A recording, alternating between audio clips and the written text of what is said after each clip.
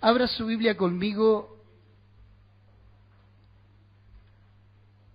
en Job capítulo 38, verso 4. Job 38, 4.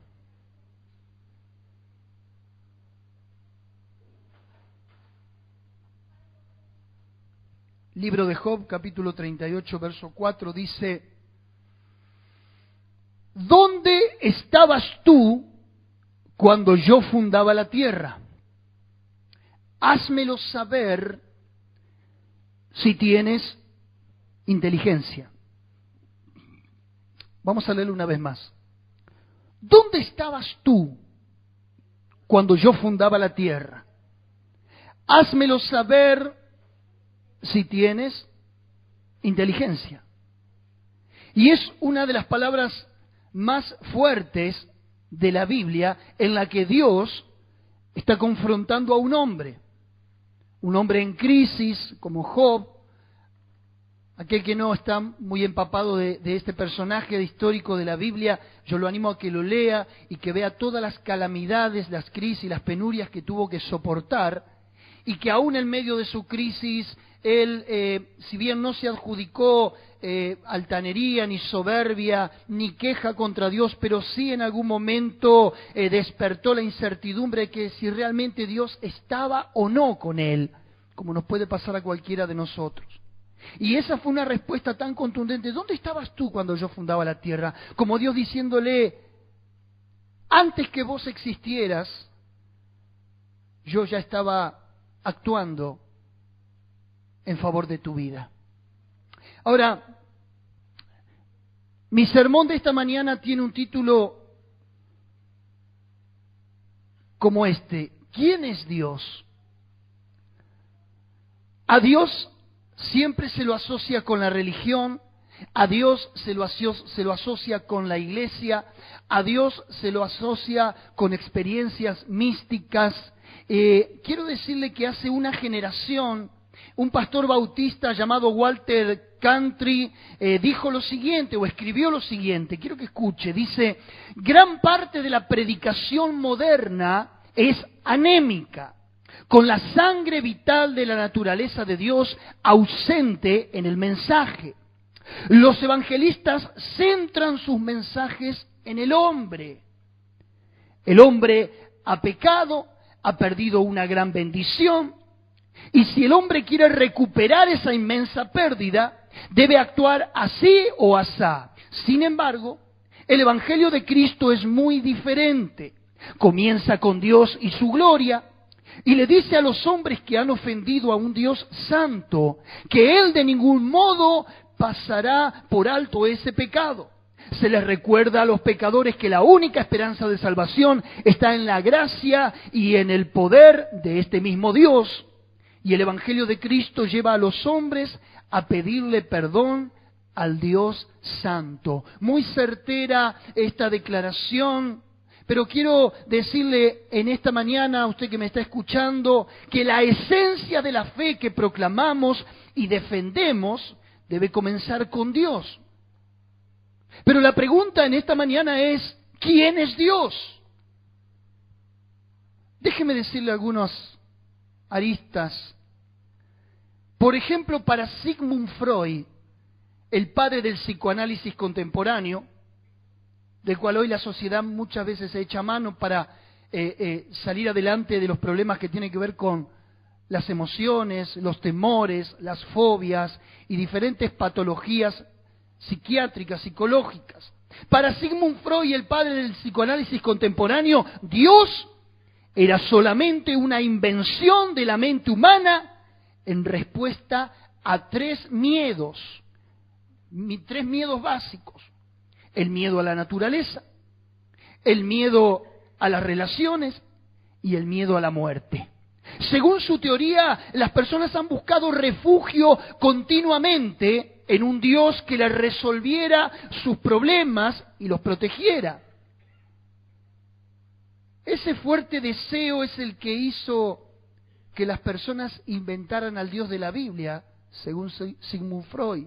Un Dios que emparcha la vida, un Dios que te resuelve la crisis, un Aladino en el cual frotamos la lámpara y da todos los caprichos y los antojos del hombre y sacia sus deseos. Sin embargo, eso es contrario a lo que dicen las Escrituras sobre la naturaleza del hombre.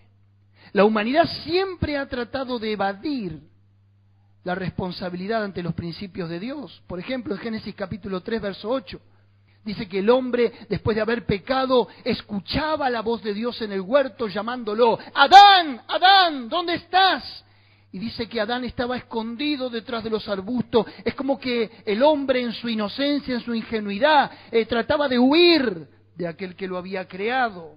Los hombres y las mujeres preferirían que el Dios de la Biblia no existiera, a pesar de que hay un conocimiento esencial de Él dentro de cada persona, porque Romanos capítulo 1, versos 19 y 20 dice: porque lo que de Dios se conoce les es manifiesto, pues Dios se lo manifestó, porque las cosas invisibles de Él, de Dios, su eterno poder y deidad se hacen claramente visibles por medio de la creación del mundo, siendo entendidas por medio de las cosas hechas, de modo que no tienen excusa. En cambio, las personas persisten en rechazar la revelación de Dios, o que Dios, mejor dicho, hace de sí mismo, para no tener en cuenta a Dios. En otras palabras, poniéndolo en limpio, la creación misma da testimonio de quién es Dios. Un testimonio como el que acabamos de escuchar de Lorena, un testimonio como el que acabamos de decir de interrumpir un embarazo por un problema de la madre, sin embargo la criatura pudo nacer. Si eso no es Dios detrás de la escena, ¿dónde está Dios? Mi primer punto en esta mañana es que Dios es el único Dios verdadero. Y a pesar de las teorías y de las especulaciones erróneas de Freud y de otros contemporáneos seculares que tratan de mitificar la persona de Dios, la divinidad, y decir que es un antojo de la mitología, o que el hombre fabula un ser superior por su propia debilidad e incapacidad humana para resolver los problemas y las cuestiones, quiero decirle que nosotros, los creyentes, saben quién es Dios, y que sin Él no se puede aceptar la existencia de Dios. Él mismo es el que provoca en nosotros el deseo de que podamos buscarlo y encontrarlo. Hebreos capítulo 11, verso 6 dice: es necesario que el que se acerca a Dios crea que le hay. Y agrego, y es galardonador de los que le buscan. Pero ese es el primer paso hacia una fe salvadora. La creencia genuina en Dios va más allá de entender que Dios existe. Reconoce al único Dios verdadero, que la única forma de revelarse en forma intelectual es a través de la Biblia. Aceptar al Dios verdadero por fe significa que los pecadores deben empezar a aprender lo que el Señor le enseñó a Job. ¿Dónde estabas tú cuando yo fundaba la tierra? ¿Quién ordenó sus medidas, si lo sabes? ¿O quién extendió sobre ella cordel? ¿Sobre qué están fundadas las bases de la tierra? ¿Quién puso su piedra angular cuando alababan todas las estrellas del alba y se regocijaban todos los hijos de Dios? Significa creer que lo que Dios dice es cierto. No hay razón alguna para poner en tela de juicio. A ver, como dije en un mensaje pasado, Dios no dejó a la teoría o a la opinión del hombre si existe o no. Dios da por sentado en la Biblia su existencia. A ver, Dios no pone en tu mano la decisión de que si Él existe o no. Dios existe, te guste o no te guste, aceptes o no aceptes. Gracias a Dios que Él no pone en nosotros la determinación, la opinión, el veredicto final. Nuestra tarea no es mostrarle evidencias científicas a las personas tampoco, para demostrar la existencia de Dios. Claro que tengo que ser honesto en este punto, y hay muchas pruebas, pero demasiadas a mi gusto, científicas y razonables, que hacen que la fe en Dios y la Biblia sea razonable.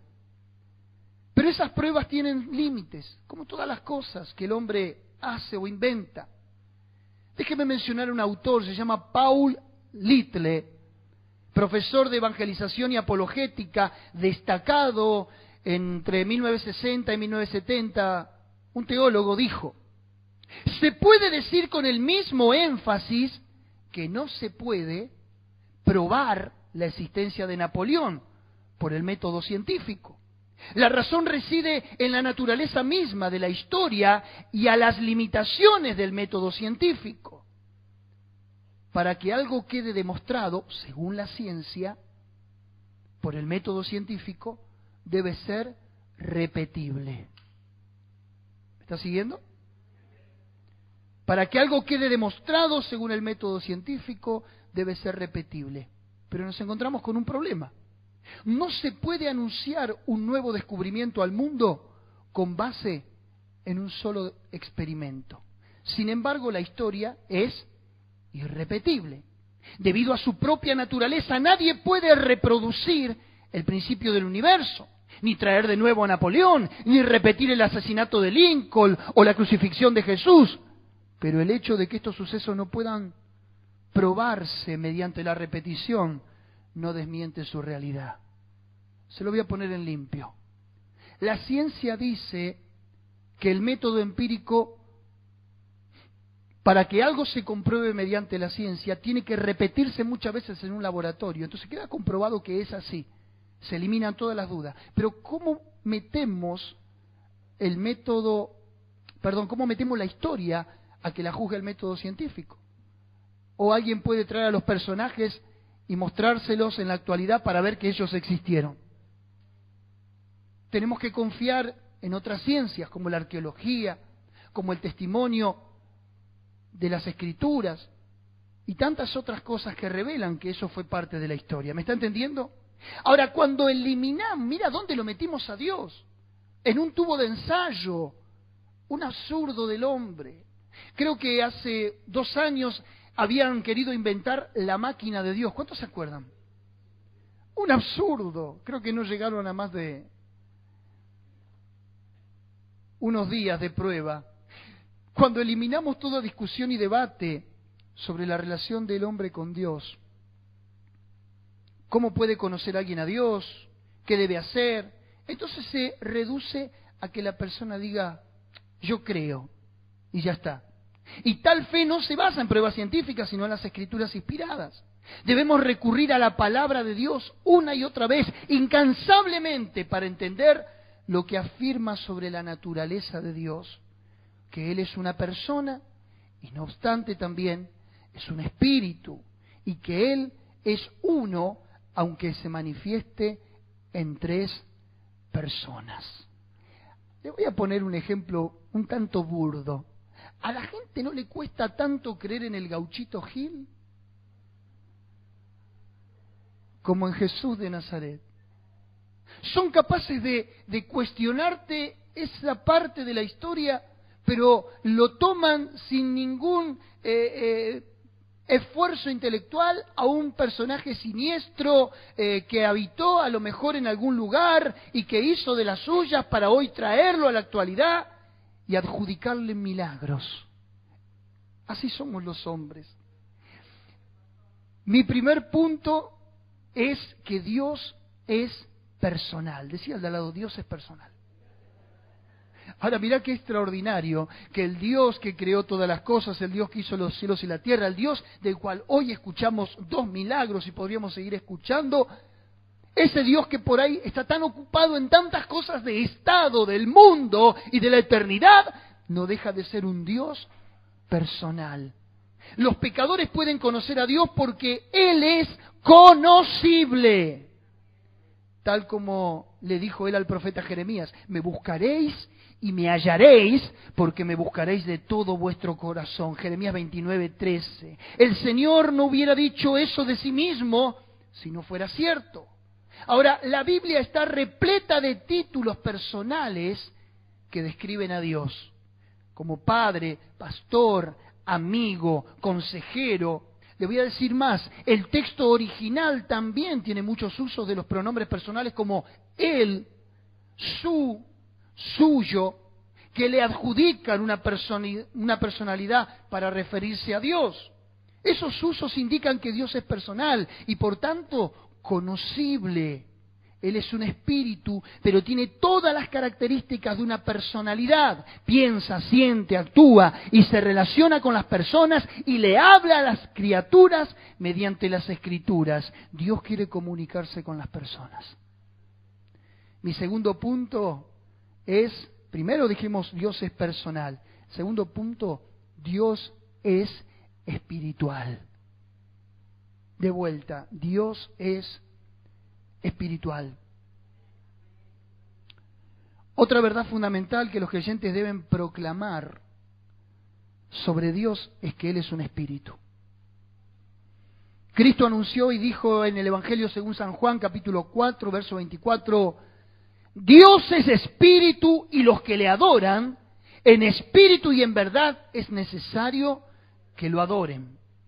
El teólogo Charles Hodge, déjeme mencionarle, personas reconocidas en el aspecto de describir a Dios, explica esta verdad de la siguiente manera. Dice, es imposible sobreestimar la importancia de la verdad que se encuentra en la simple preposición.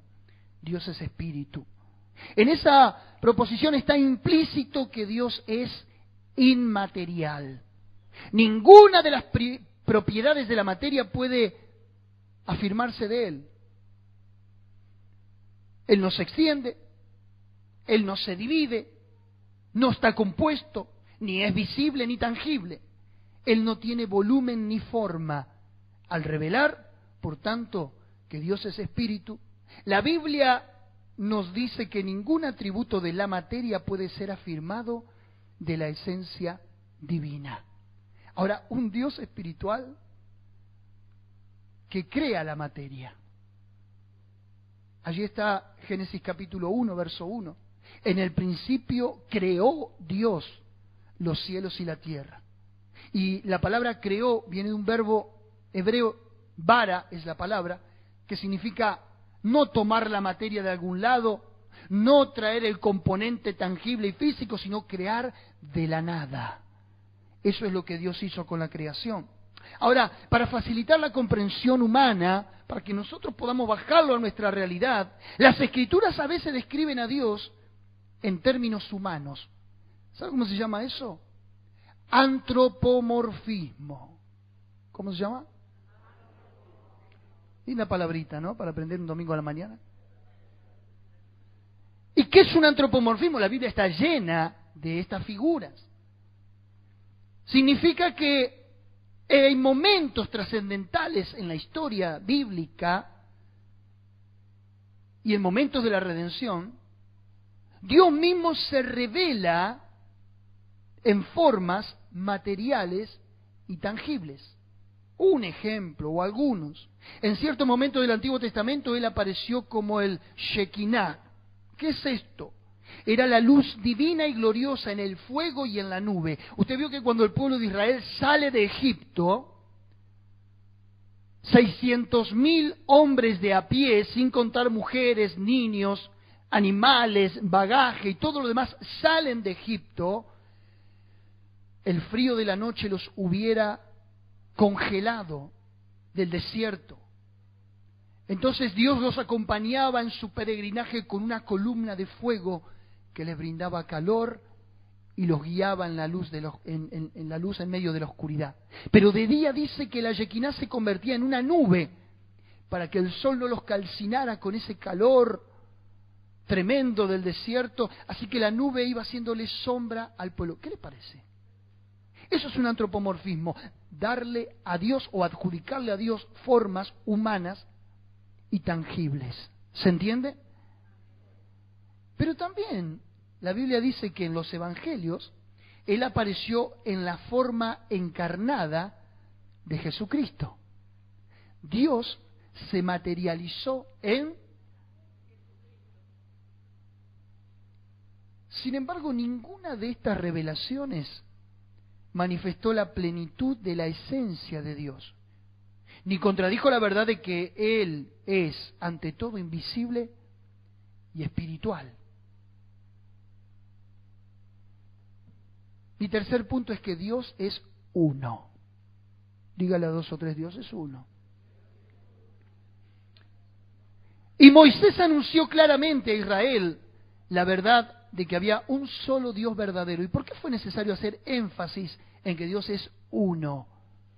Cuando le dijo en Deuteronomio capítulo 6, verso 4, oye Israel, Jehová nuestro Dios, Jehová uno es. Moisés sabía que era fundamental para el testimonio de los israelitas a las naciones paganas y politeístas que vivían a su alrededor, que los israelitas afirmaban su lealtad al Dios único y verdadero. Moisés tuvo que recordarle el segundo mandamiento al pueblo, en el cual declaró ser un Dios único y celoso. Y eso significaba también que su pueblo no debía adorar ninguna deidad ajena. Hoy nosotros en nuestro siglo XXI, en el nuevo milenio, donde hemos avanzado en tantas cosas y nos hemos puesto a raya con la tecnología, con la ciencia, con la velocidad, con el sonido, con todo, sin embargo, hay tantas culturas atestadas de politeísmo. Es como que el hombre ha retrocedido en el aspecto, en vez de haber evolucionado a reconocer un Dios verdadero. La gente, cuanto más santos y cuanto más idolatría ejerce, parece que más confianza le otorga a su existencia.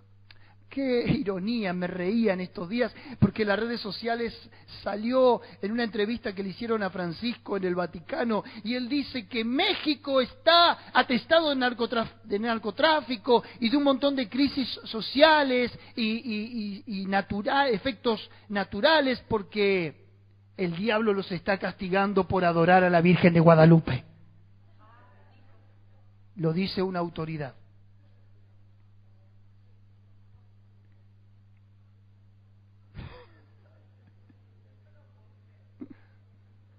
Posteriormente Jesús hizo eco de la enseñanza de Moisés, cuando le dijo a los maestros judíos, en Marcos 12, 29 al 30, oye Israel, el Señor nuestro Dios, el Señor es uno, y amarás al Señor tu Dios con todo tu corazón, con toda tu alma, con toda tu mente y con todas tus fuerzas. El Hijo de Dios quería que las personas amaran a Dios con una lealtad íntegra y al mismo tiempo se identificó con Dios. O sea, Él predicaba de honrar a Dios, ¿verdad que sí? Pero implícitamente Él se estaba adjudicando ser Dios, que de hecho lo era. Pablo recalcó la importancia de la unicidad de Dios, de que Dios es uno. En 1 Corintios, cuando dice del capítulo 8, no hay más que un Dios, y lo dice en una cultura atestada de idolatría como era Atenas, como era Corinto, como era Éfeso, que adoraban a cuanto Dios se les ocurría, al punto de que Pablo predicó en esa cultura y dice que encontró un altar entre muchos, y cada altar tenía un nombre: Zeus, Afrodita, el dios Baco, el dios del vino, tantos dioses que tenían los griegos, y por las dudas había un altar que tenía una inscripción. ¿Sabe cómo se llamaba ese dios? Al Dios no conocido. Por las dudas, si nos olvidamos de alguno, a ese Dios también lo adoramos. Pero Pablo le dijo a los corintios de esta manera: no hay más que un Dios, pues aunque haya algunos que se llamen dioses, sea en el cielo o en la tierra, sin embargo hay solo un Dios, el Padre, del cual proceden todas las cosas, y nosotros somos para Él, y un Señor, Jesucristo, por medio del cual son todas las cosas, y nosotros por medio de Él. Pablo también utilizó la verdad de la unicidad de Dios para afirmar la oferta universal del Evangelio. Cuando le dijo: ¿Dios es solamente Dios de los judíos? ¿No es también Dios de los gentiles? Ciertamente también es Dios de los gentiles, porque Dios es uno y Él justificará por la fe a los de la incircuncisión y también por medio de la fe a los de la circuncisión. Y de este modo las Escrituras son claras al decir que hay un Dios verdadero y que Él es la única fuente de auténtica salvación para todas las personas. Diga conmigo, Dios es uno. Pero Dios es 3 en 1. Punto 4. ¿Voy con esta verdad? ¿Voy con esta verdad? Hay una ensalada con la Trinidad, con Dios es uno, con lo solo Jesús, que es como una rama que se desprendió del pueblo evangélico, y lo solo Jesús, y todas esas cosas que usted dice, ¿qué es eso? ¿Escuchó hablar de esto? ¿Lo solo Jesús? Otra verdad fundamental acerca de Dios es que debemos proclamar que Él es, escuché bien, un ser que existe en 3 personas. Esto, por supuesto, es la doctrina de la Trinidad, que siempre ha sido un misterio sin precedentes en la experiencia humana y es imposible de entender completamente. Algunos profesores han utilizado analogías terrenales y muy limitadas para tratar de explicarla, y muchos se han aventurado a decir, como por ejemplo, señalan que un huevo tiene cáscara, tiene clara y tiene yema, pero sigue siendo un huevo. Es un ejemplo bastante doméstico y cotidiano, pero tengo uno más. Hay otros que dicen, el agua puede existir en 3 estados diferentes: líquido, sólido y gaseoso, pero conservar la misma fórmula química. Que ¿cuál es la fórmula química? H2O, ¿sí? Y de manera similar y de acuerdo a muchas analogías que uno puede aventurarse a decir, la divinidad está formada por 3 personas que ministran juntas como un solo Dios. Y estas ilustraciones que acabo de mencionar, sí, son útiles, pero no proporcionan una verdadera explicación de cómo Dios puede ser 3 personas en una. La gloria majestuosa del Dios Trino es infinita y debemos aceptar por la fe en el Antiguo Testamento el hecho de la Trinidad, como también nos enseña el Nuevo Testamento acerca de la Trinidad. Veamos un ejemplo de la Trinidad en el Antiguo Testamento. ¿Me sigue? El primer versículo de la Biblia indica la divinidad en plural, la traducción del Génesis 1:1. Que en el español, en nuestro idioma, no se refleja por el condicionamiento de nuestro lenguaje. Pero el término hebreo Elohim, o Elohim con H intermedia, traducido como Dios, tiene un sufijo plural que presenta un Dios singular expresado en una pluralidad. ¿Lo entendió? ¿Cómo que no lo entendió? Ahí va la explicación. La pluralidad de la divinidad fue fundamental en la creación del universo. Se lo voy a poner en texto bíblico para que lo entienda bien. Génesis capítulo 2, verso 3, es muy evidente. Dice, hagamos al hombre a nuestra imagen conforme a nuestra semejanza. Note usted el pronombre personal, nuestra, nuestro, hagamos, ¿sí? Conjugación plural. Es Dios el Padre dando la palabra, el Espíritu Santo ejecutando la orden del Padre y el Hijo coautor o asociado al Padre en la creación. Colosenses lo explica bien en el capítulo 1, porque por medio de Él fueron hechas todas las cosas, ¿sí? Las cosas invisibles, sean tronos, dominios, potestades, principados, todo fue hecho por medio de Él y para Él. Ahora, queda claramente expresado que había 3 ya desde el momento de la creación.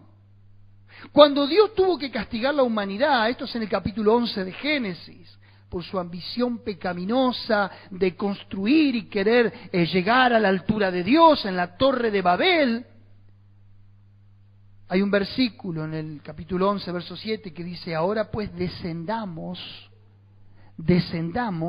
y confundamos allí su lengua para que ninguno entienda el habla de su compañero. Queda claramente evidente que ahí está la Trinidad.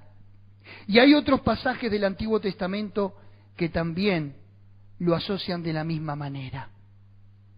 ¿Quiere ver la Trinidad en el Nuevo Testamento? Claro que sí, lo vamos a ver, porque para eso hemos venido esta mañana, para estudiar a Dios, para conocer a Dios.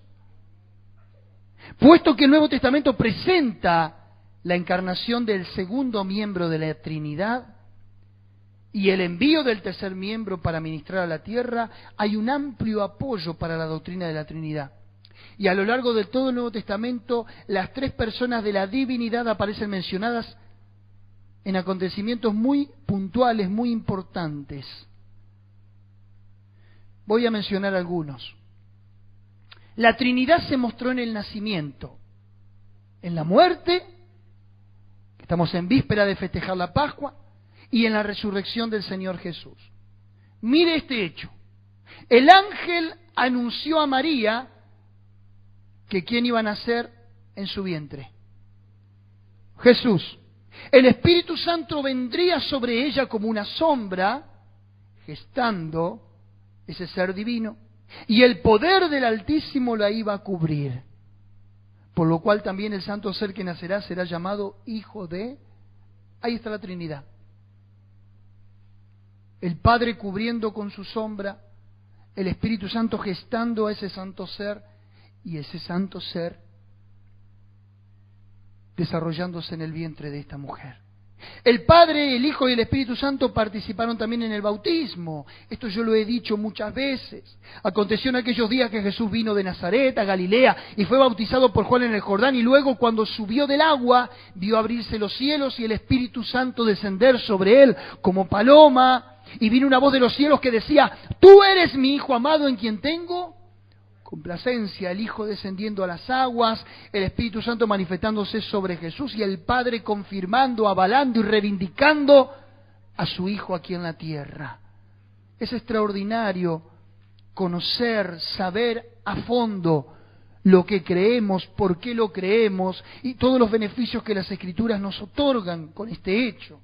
Sin ir más lejos, tengo un acontecimiento más: la resurrección de Cristo se llevó a cabo por el poder del Padre, según Gálatas 1:1 o Romanos 6:4, en la vida del Hijo, y el Espíritu Santo resucitándolo con poder, Romanos capítulo 8, verso 11, cuando dice: y el mismo Espíritu que resucitó a Jesús de entre los muertos, vivificará vuestros cuerpos mortales.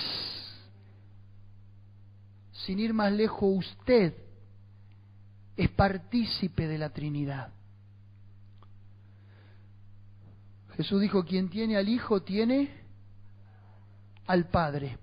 Cuando yo, a menos que lo haya bautizado otro pastor, cuando yo lo bauticé a usted, usted debe recordar que yo le dije: yo te bautizo en el nombre del Padre, del Hijo y del Espíritu Santo. La Trinidad no es algo que pueda separarse, no está evaluar a nuestro antojo si existe, si no existe, quién tiene más preponderancia, quién tiene menos. A ver, no es una fuerza activa como lo dicen los testigos de Jehová, es una persona, Dios, como los otros dos. La expiación de Cristo por los pecadores se llevó a cabo también gracias al ministerio de la Trinidad. El Hijo se ofreció como un sacrificio perfecto al Padre, el Espíritu Santo descendió sobre él y lo llenó de poder para hacerlo, y por otra parte el Padre, el Hijo y el Espíritu Santo cumplen cada uno de ellos un papel específico y protagónico para asegurar la salvación que la expiación de Cristo nos otorgó. Mire esta perfecta ecuación. El Padre establece a los creyentes en Jesucristo. ¿Cuánto dicen amén? El Hijo garantiza que serán sin culpa cuando Él regrese por los suyos en el arrebatamiento. Y el Espíritu Santo sella la herencia del creyente en el cielo, según Efesios capítulo 1, verso 13. Están constantemente activos. El Padre, el Hijo y el Espíritu Santo están trabajando en nuestra vida cristiana. Ahora, ¿usted entiende el por qué no podemos tomar con tanta liviandad este camino que hemos emprendido? Ahora, ¿usted se da cuenta de la necesidad que tenemos de aprender las Escrituras? decía al de al lado, escuchá. Consagrarte a Dios significa esto. Que conozcas al que te salvó. Que conozcas al que te consuela, en este caso el Espíritu Santo. Que conozcas al que te perdona todos los días, en este caso a tu Redentor, a Jesús. No podemos confinarnos y recluirnos al ABC del Evangelio. No podemos quedarnos en la chatura y en la ser enanos espirituales. Por eso la Biblia constantemente nos arenga a crecer en la fe y en el conocimiento de Dios. Otra verdad insondable respecto a la Trinidad es que tienen un solo nombre, pero son tres personas. Como se evidencia en el mandato de Jesús en la Gran Comisión, Mateo 28:19, dice, por tanto, id y haced discípulos a todas las naciones, bautizándolos en el nombre del Padre, del Hijo y del Espíritu Santo. Jesús no atribuyó un nombre distinto a cada miembro de la Trinidad, sino que usó el nombre para graficar a los tres en conjunto. Otros aspectos de la Trinidad están también más allá de nuestra comprensión completa. Por ejemplo, cómo el Padre y el Hijo fueron ambos responsables de enviar al Espíritu Santo. Juan 14, verso 16. Un teólogo llamado Packer también quiso opinar en cuanto a la Trinidad y dijo, aquí nos enfrentamos a la verdad más vertiginosa e insondable de todas, la verdad de la Trinidad. ¿Qué debemos hacer con ello? En sí misma, la Trinidad divina es un misterio, un hecho trascendente que sobrepasa todo entendimiento. ¿Cómo puede ser que el Dios eterno sea singular y plural? ¿Cómo es que el Padre, el Hijo y el Espíritu Santo son personalmente distintos, pero esencialmente uno? Esto es más de lo que podemos saber y cualquier intento de explicarlo para disipar el misterio mediante el razonamiento, a diferencia de confesarlo con base en las Escrituras, va camino de cometer una falsedad. Aquí, como en otros casos, nuestro Dios es demasiado grande para las pequeñas mentes de sus criaturas. Por eso me apasiona la declaración del ciego, el ciego que fue sanado en el capítulo 9 del Evangelio de Juan. Vienen los religiosos y dicen, ¿quién te sanó? ¿Cómo te sanó? ¿Dónde te sanó? ¿Por qué te sanó? Le hicieron tantas preguntas los fariseos, los religiosos, que la respuesta de aquel hombre de 40 años fue, miren, no sé quién me sanó, de dónde vino, cómo, por qué, una cosa sé. ¿Cuál? Que habiendo sido ciego ahora veo. Quiero decirte que nosotros podemos debatir sobre estos temas.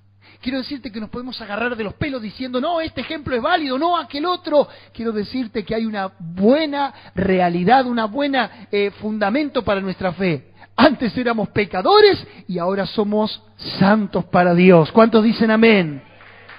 Antes eras borracho, ahora sos sobrio. Antes eras un libertino, ahora sos una persona coherente. Antes eras un maldiciente, un violento, ahora sos una persona pacífica y amable.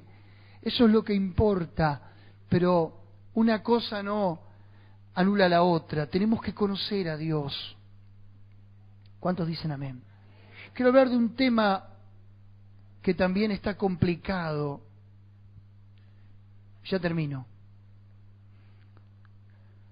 Por muchas posiciones encontradas que hay, quiero hablar de la revelación de la ira de Dios. Hablamos que Dios es uno, hablamos que Dios es trino, hablamos de muchos atributos de Dios, pero quiero hablar también de la ira de Dios.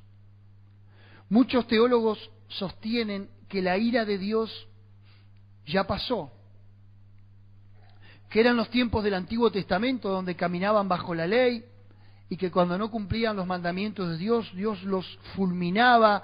Hay muchos episodios como la rebelión de Coré, cuando se rebelaron contra Moisés, cuando pedían ellos carne y Dios les estaba dando maná. En ese día dice que cayeron 17.000 judíos.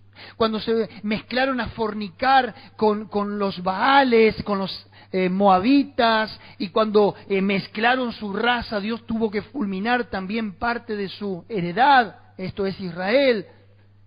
Muchos dicen, en Jesús se consumó la ira de Dios por el pecado. Y en parte estoy de acuerdo, pero en parte también la Biblia nos habla de un día, de un juicio. Juan el Bautista dijo, ese corto profeta del desierto, ese hombre ermitaño con muy poca capacidad teológica, pero dijo algo muy razonado y revelado por el Espíritu Santo. Dijo, ¿quién nos enseñó a huir de la ira venidera? Hay un día donde Dios juzgará con justicia todas las cosas. Romanos capítulo 1, verso 18 dice, declara una verdad acerca de la ira de Dios, muy importante. Dice, porque la ira de Dios se revela desde el cielo contra toda impiedad e injusticia de los hombres que con injusticia detienen la verdad. Desde el principio de la historia humana, Dios no ha dejado de revelar su ira. Tenemos muchos ejemplos también. La primera vez fue cuando desobedeció a Adán y Eva. Comieron del fruto del árbol, usted ya lo sabe, del conocimiento del bien y del mal. Hicieron que ellos y toda la humanidad después de ellos y toda la creación cayera bajo la maldición del pecado. Hay 3 maldiciones, por mencionar algunas. Tendrás tus preñeces con dolor, sembrarás la tierra y la tierra te producirá espinos y cardos, te ganarás el pan con el sudor de tu frente, y hay una serie de consecuencias que se desatan de aquel episodio tan nefasto que el hombre cometió. Pero también lo que el hombre perdió fue el lugar, cuando Dios lo tuvo que expulsar del huerto del Edén, para que ahora sea víctima de las fieras, para que ahora sea víctima del mundo espiritual de maldad, fuera de la cobertura de Dios, los demonios al acecho del hombre, y las conductas más perversas influenciadas por el príncipe de la potestad del aire, según Efesios, el que ahora operan los hijos de desobediencia. Pero en los siglos posteriores, después, la humanidad se volvió tan depravada como al principio. En Génesis capítulo 6 Dios tiene que desatar su ira. Dice que de todo el mundo conocido de ese tiempo, solamente un hombre con su familia, 8 en total, Noé con sus hijos, su esposa y sus nueras, 8 personas, Noé halló gracia ante los ojos de Dios. De toda una generación, solamente una familia se salvó. Vino el diluvio, los arrasó a todos y Dios dijo, bueno, voy a volver a recrear, por usar un término, espero que después no me juzguen mediante internet ni nada de mis declaraciones. Tuvo que volver a recrear. Y Dios le da una nueva oportunidad. Pone el arco iris como símbolo del pacto, diciendo nunca más voy a destruir a la humanidad bajo agua. Pero a los pocos tiempos, las ciudades de Sodoma y Gomorra se pervertieron hasta la saciedad, al punto que van los ángeles a Sodoma y los hombres de Sodoma quieren tener relaciones sexuales con los ángeles. Miren qué pervertidos que estaban, que Lot le dijo, no toquen a estos varones que vinieron a la sombra de mi tejado. Les doy mi hija que es virgen, mis hijas, y hagan con ella lo que quieran.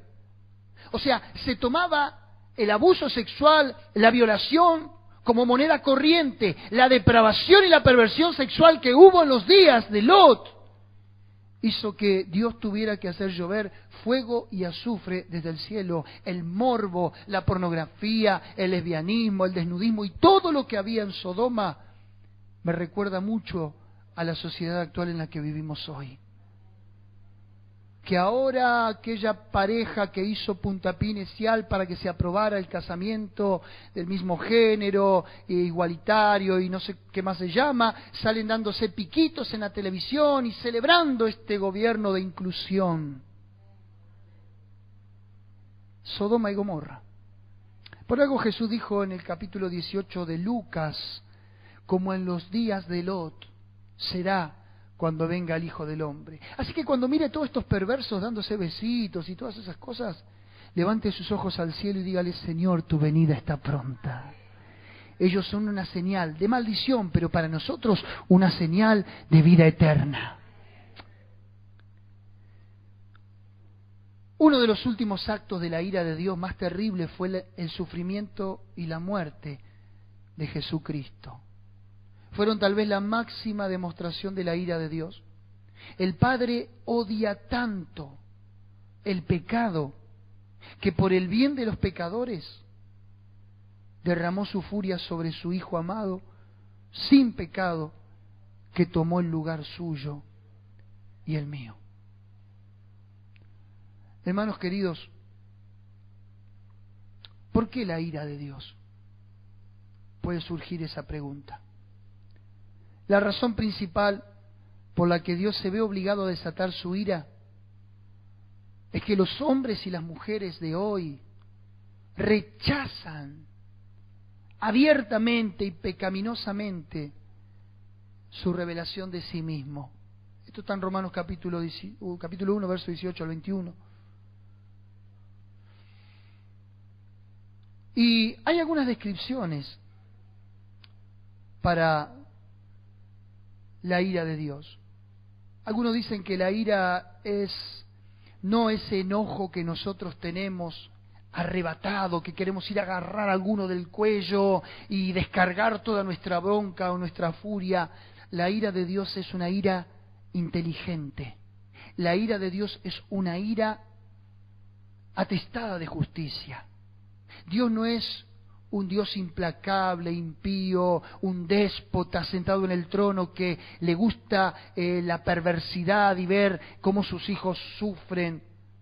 Dios no es un flagelador. Dios en su ira es tan justo como lo dicen sus atributos.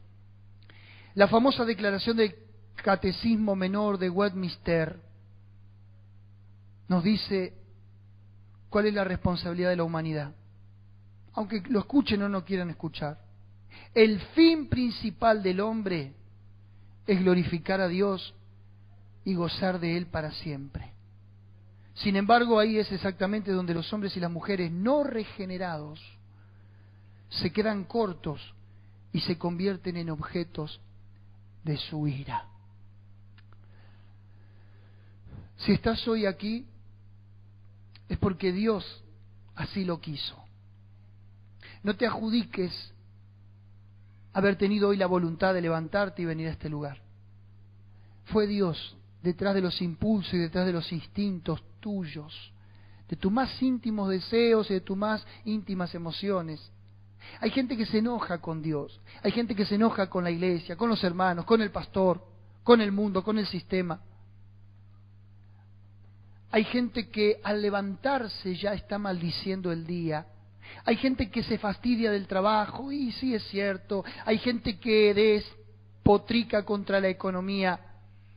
El Catecismo Menor de Westminster dice: viví para la gloria de Dios. El apóstol Pablo hasta el hartazgo lo va a decir en todas sus epístolas. Cantad salmos, cánticos espirituales. Dale gracias a Dios por todas las cosas en el nombre de Jesús. El mundo tendría que vernos a nosotros y ver ese tipo de personas extrañas, porque realmente somos extraños. Decía Leo: yo sabía que vos eras extraño. Sospechaba de tus locuras. Porque dice la Biblia que el Evangelio y la predicación son locura para los que se pierden, pero para nosotros es poder de Dios para salvación. Claro que somos personas raras. Porque ¿cómo se entiende que en medio de la aflicción, en medio de la persecución, en medio del desánimo, en medio del desastre, todavía podamos inclinarnos ante Dios y decirle: gracias, Señor, por esta circunstancia que estoy pasando? Es algo absurdo, Pero esa es nuestra naturaleza. ¿Cuántos dicen amén? Mire, puedo seguir hablando de Dios y de su naturaleza toda la mañana. Justamente, si hay algo que abunda y hay paño para cortar, es para describir a Dios. Pero yo quiero que en esta mañana usted descubra a Dios, porque Dios se quiere descubrir a usted. Mediante las Escrituras, mediante la revelación del Espíritu Santo, mediante Jesucristo, que ya ha sido la máxima revelación de Dios para usted y para mí. Quiero decirle algo, usted no necesita nada más que a Jesús. Usted no necesita más nada que Jesús. Alguno me dirá, pero estoy incompleto en la familia, en los sentimientos, en el amor, en la economía. Usted está completo en Cristo Jesús. Usted ya tiene todas las cosas en Él. Usted es heredero del Rey de Reyes y del Señor de Señores. Dice la Biblia que usted es coheredero con Cristo.